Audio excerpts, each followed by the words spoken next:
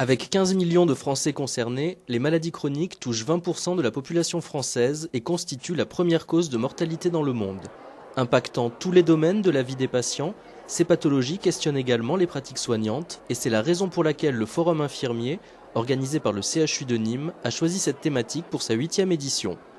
Pour les patients malades chroniques, l'entrée dans le parcours de soins se fait suite à la consultation d'annonce infirmière, appelée également temps d'accompagnement soignant, qui suit la consultation médicale. J'en informe les secrétaires et les autres collègues que c'est un temps où je ne dois pas être dérangée, pour que vraiment on optimise les chances pour que le patient se livre et qu'il arrive effectivement à faire émerger ces problématiques qui sont parfois personnelles, intimes ou d'ordre purement médical. Elle permet effectivement donc de reformuler certaines choses que le patient n'aurait pas compris. Effectivement, les patients ont souvent tendance à ne pas trop poser de questions. Après, ça dépend du caractère de chacun, mais ils ont tendance à ne pas trop poser de questions face aux termes médicaux employés par le médecin, qu'ils n'ont pas forcément compris. Donc ils peuvent être allés voir sur Internet, mais ce n'est pas forcément les bonnes réponses qui vont leur être apportées. Donc ça permet une reformulation et de faire un petit peu un état des lieux de ce qu'a compris le patient. Apprendre au patient à vivre avec sa pathologie et à devenir acteur de sa prise en soin, voilà l'une des missions du personnel médical et soignant à travers ce que l'on appelle l'éducation thérapeutique.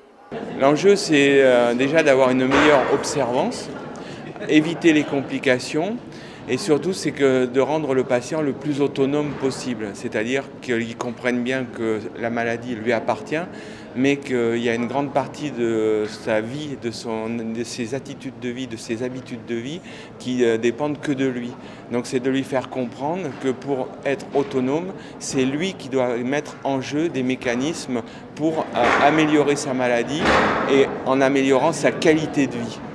L'infirmier, bien sûr, a un rôle d'éducateur, mais c'est aussi un rôle de pivot. C'est le lien dans toute la prise en charge. Parce que l'infirmier n'est pas le seul à faire de l'éducation thérapeutique, c'est un enjeu pluridisciplinaire.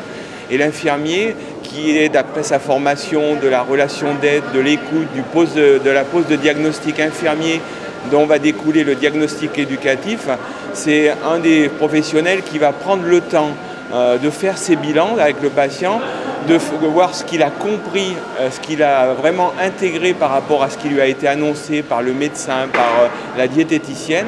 Et en fait, l'infirmier va être le pivot. C'est lui qui va mettre la partition en route et en fait, partant des connaissances, de sa compréhension, l'amener à avoir les attitudes justes dans sa vie vis-à-vis de sa maladie.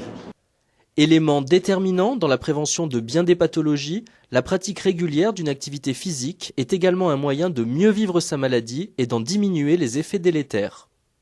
Eh bien, dans quasiment toutes les populations malades chroniques, que ce soit les maladies respiratoires, comme l'asthme ou la bronchopneumopathie chronique obstructive, que ce soit sur le cancer, que ce soit sur les maladies musculo-squelettiques, au premier rang desquelles vient la lombalgie, on améliore l'état de santé.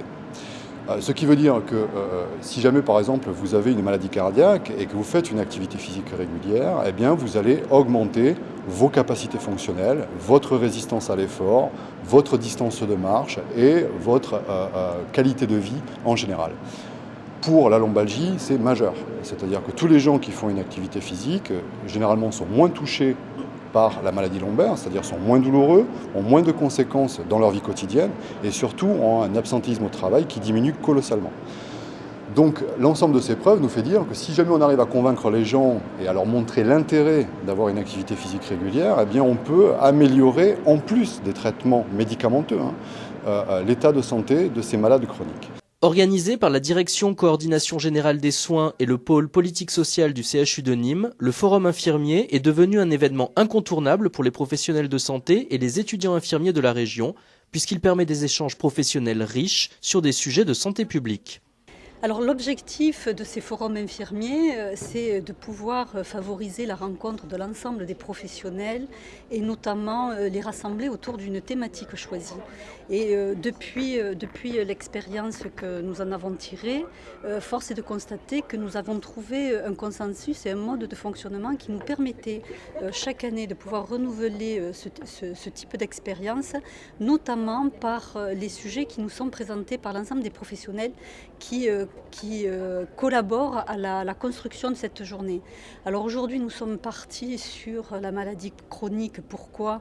Eh bien parce que c'est un sujet d'actualité, hein, ça fait partie des enjeux de santé publique et il nous paraissait important de faire un retour d'expérience et d'avoir des professionnels experts sur le sujet qui viennent nous faire l'exposer et nous faire découvrir la richesse de ce qu'ils ont pu mettre en œuvre pour accompagner ce type de pathologies qui sont concernées dans la maladie chronique.